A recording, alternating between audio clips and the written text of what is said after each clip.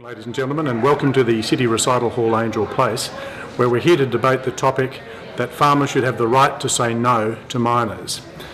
Tonight we acknowledge the Gadigal people of the Eora Nation, and I pay my respect to their elders past and present.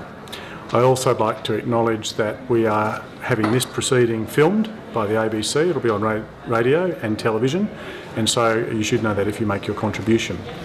Tonight's topic raises some fundamental questions of importance. For example, do we value food security more than energy security? Who should be the custodians of the land? Who should be the custodians of the water? Farmers, miners, or someone else like the community? To help us debate that topic tonight, we're joined by a fantastic panel of 6 speakers. Speaking for the motion, we have Drew Hutton, one of the founders of the Australian Greens in Queensland and then nationally of the Greens movement, but he left that party in order to join another group, Lock the Gate Alliance. He's joined by Senator Bill Heffernan, one of Australia's best-known conviction politicians, a former president of the New South Wales Liberal Party, served on numerous parliamentary committees and is currently chairman of the Rural, Regional Affairs and Transport Reference Committee. And also speaking for the affirmative, Tim Duddy. He's a farmer. He's based on Rossmar Park on the Liverpool Plains.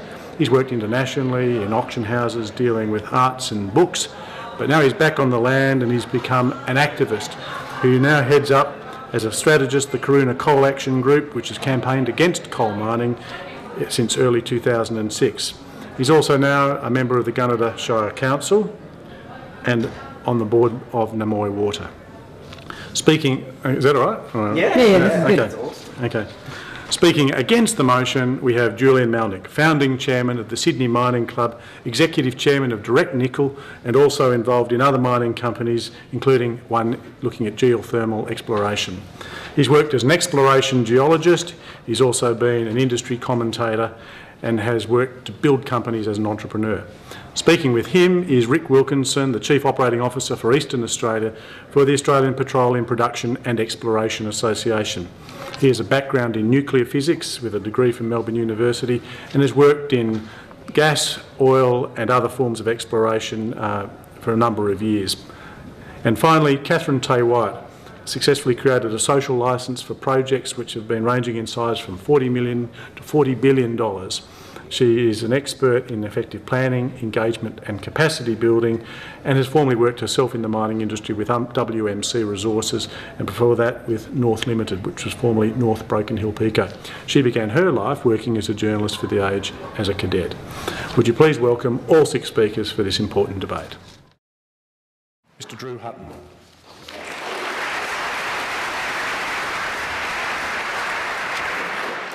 Thank you. I come from a little place called Chinchilla on the Western Darling Downs. It was a lovely little place when I was a boy, a great place to grow up in. My dad had a farm and he was a butcher out there. And I go back to Chinchilla now and it's a completely different place. And if you just go a few kilometres south of Chinchilla to the Condamine River, which is part of the Murray-Darling Basin, you can actually swim in the Condamine River and have a spa bath.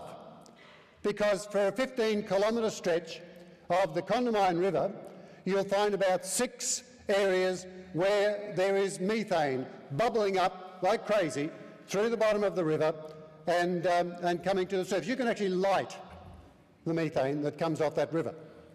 Now, the nearby coal seam gas company, which is Origin, says it's got nothing to do with us. In fact, this is natural. This is natural. I come from Chinchilla. I know all those people around there. Nobody around there says it's natural. Natural methane is when you've got a bit of rotting vegetation on the bottom of the river and a few dribbles come up. This is a spa bath in the middle of the Condamine River.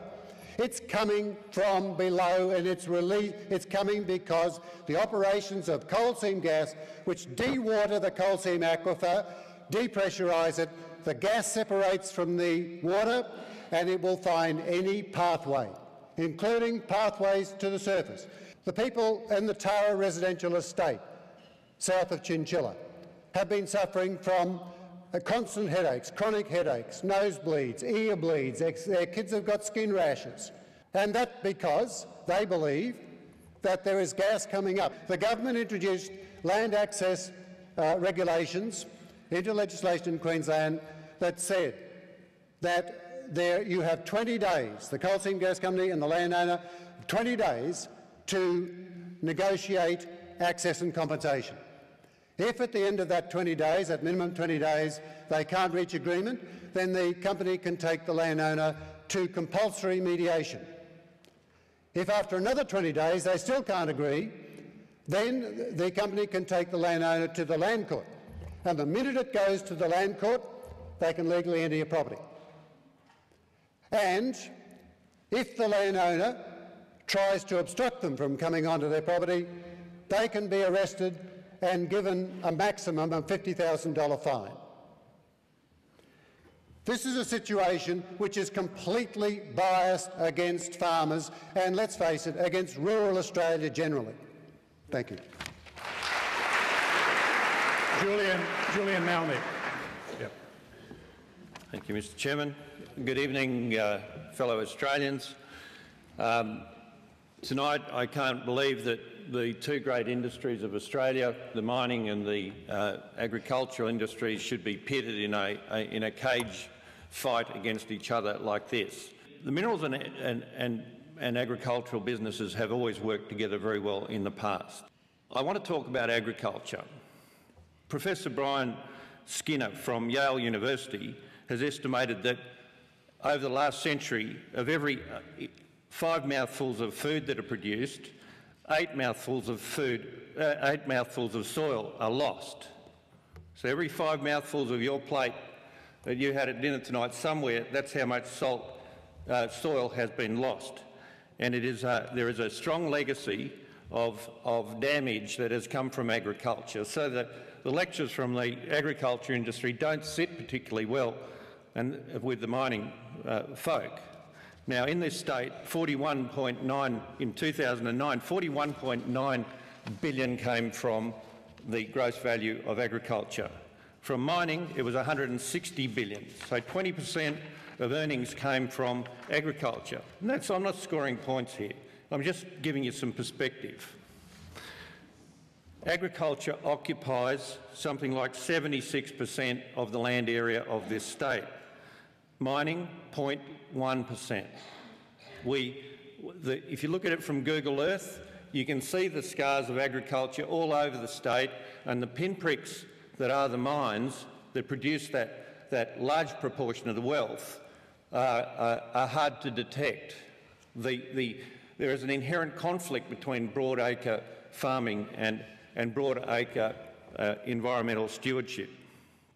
In an article entitled "Nutrition Under Siege" by Jack in 1998, they did, I can give you the reference, they've concluded that farming is actually stripping minerals out of the land as well.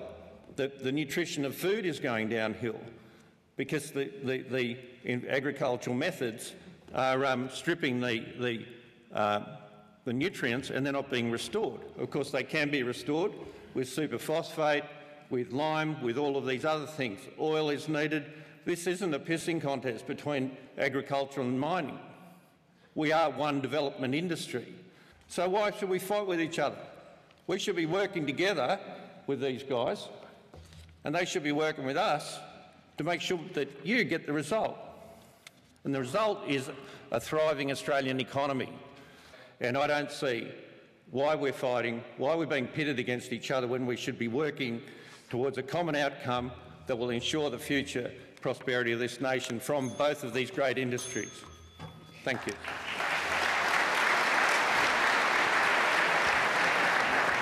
Senator Bill Heffernan. All science has vagary, all human endeavour has failure. So there is an actuarial assumption in science. And the science is saying by 2050 there'll be 9 billion people on the planet, barring a human catastrophe of some sort, that 50% of the world's population will be poor for water, a billion people approximately unable to feed themselves, 30% of the productive land of Asia will have gone out of production, 2/3 of the world's population will live in that region, the food task will have doubled, and there could be 1.6 billion people on the planet displaced. If you extend that out to 2070, barring a human catastrophe, there will be 12 billion people on the planet. And a place like China will have between 1.8 and 2 billion people. They will have to feed, it is calculated, half their population from someone else's agricultural resource. On the Great Northern Plain in China at the present time, there live 260 million people, 400 million by 2050, and if they don't engineer a water solution, they're going to have to move them. That's part of the human displacement.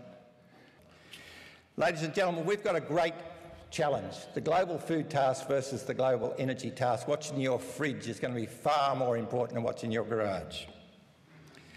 We're not spending the research money we should. 40 billion a year globally. Guess how much we spend on defence research and development? 1.7 trillion. The world is losing 1% per annum of its agricultural production capacity in area. And of course, if the science is right, places like Greenland, 50,000 years after the last time it happened, will become farmable. But we absolutely have to produce more with less. I mean, it's like compound interest at the bank. We've got the most serious challenge facing the human race after gene technology and patenting human genes is the global food task, and we do not have an answer.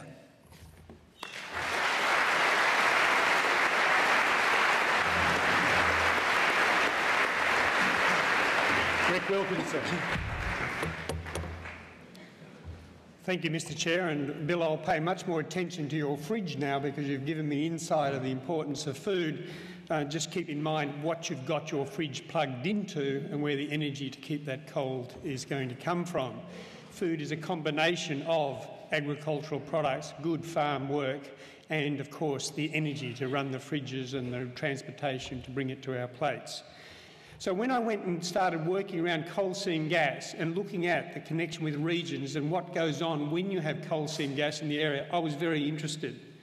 And just up the road from Chinchilla, which Drew grew up in, is a town called Roma. Roma is probably the most single impacted town in Australia from coal seam gas.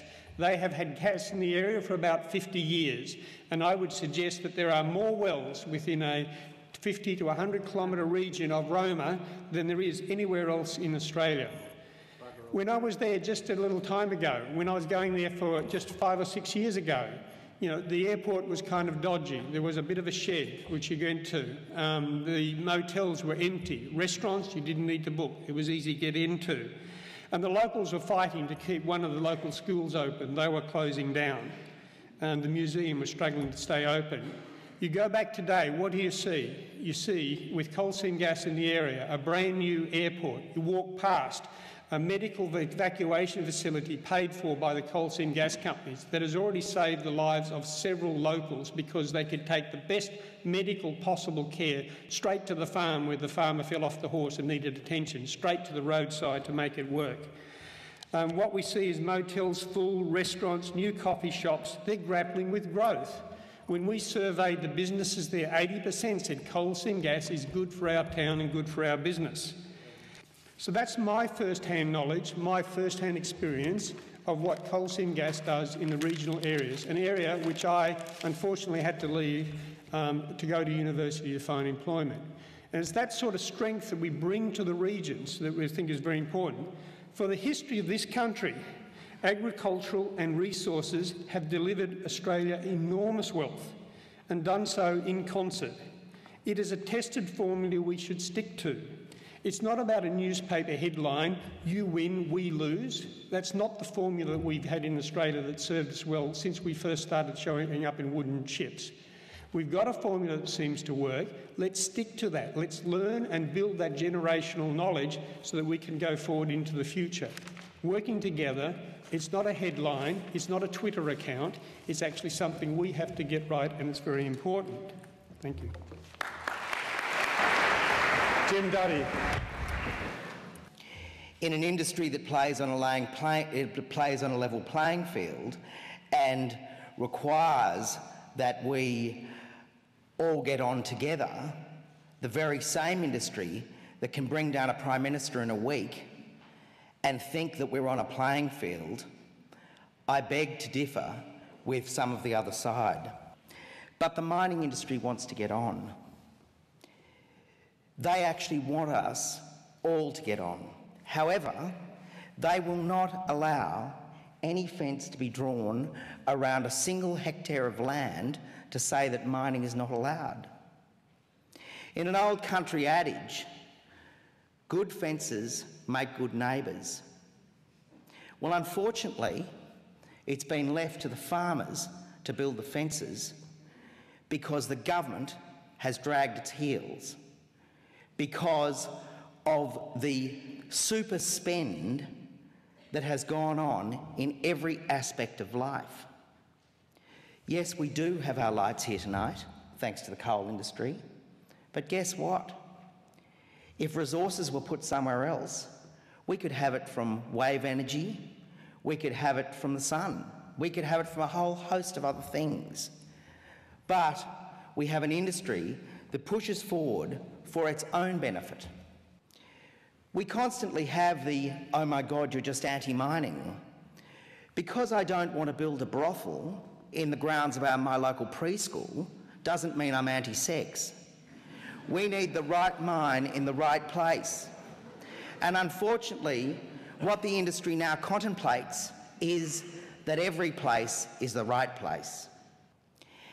And if we look at what the cost to this nation is in the long term, not 5, 10, 20 years, but 50, 100, 200, 500 years, if we don't stop now and protect proper, productive, fertile agricultural land, there will be no turning back, and you won't thank the mining industry for the holes they've dug into our future.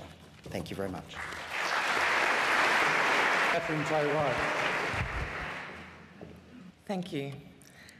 The question you're asked to consider today, I think, is a false dichotomy.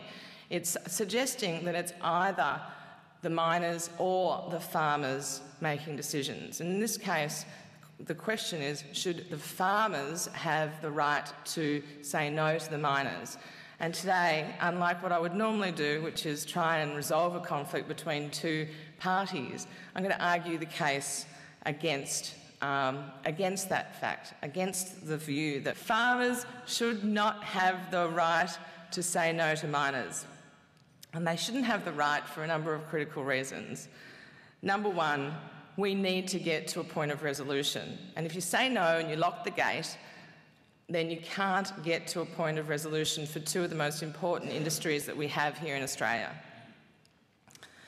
So I think what we need to work to is how we get to a win-win outcome where both the community, the farmers, the miners and the government can all say they're satisfied with the result. If you've locked the gate, if you've shut the door, if you've decided you're not going to talk, we can never actually innovate and create a different outcome. One activist group recently in Queensland, when we invited them to sit down and have a talk about an issue, burnt the letters of invitation for that talk. And I asked the question, how does burning letters for inviting someone to sit down and try and resolve an issue take us anywhere further than a political stunt? It's a political stunt that is absolutely necessary to draw attention to an issue when no one's listening. But when people are wanting to listen, when people are wanting to solve problems, is that still the appropriate tactic? I'd say no. I believe that we can solve the issues, and yet this activist group that I'm talking about basically says, well, they're fearful of the magic that we might bring to the area. I actually don't think that what we do is magic, but what I do think we do is seek to understand the underlying issues and come to a better outcome. It's not an either-or. It is about creating solutions that will actually create a vision for how we can do all of these things at once. And it's possible because we can learn from our mistakes and because we need to learn from our mistakes. And given how much importance we all place on this, we all have to deepen our knowledge to get to a point where we force our governments to create better regulatory and enforcement processes and to force the development and ongoing improvement of social and environmental outcomes for everybody. Thank you.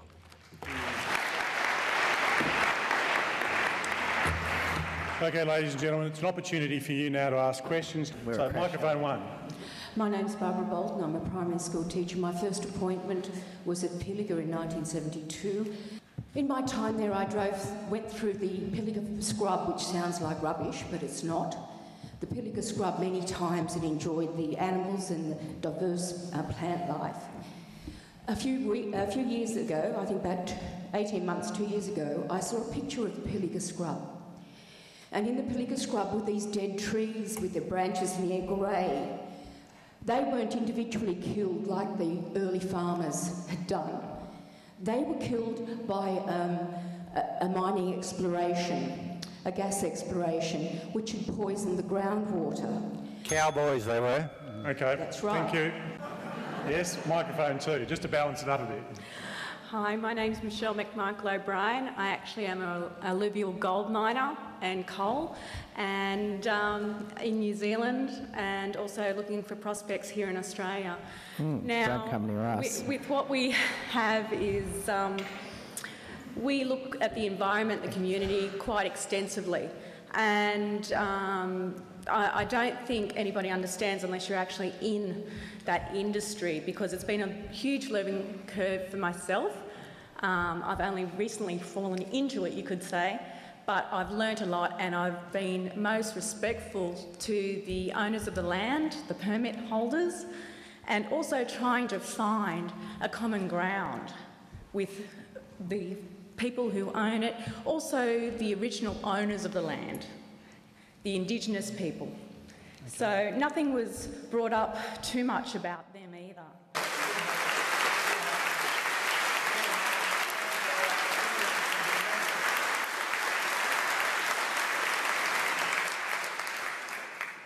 Okay, now the results.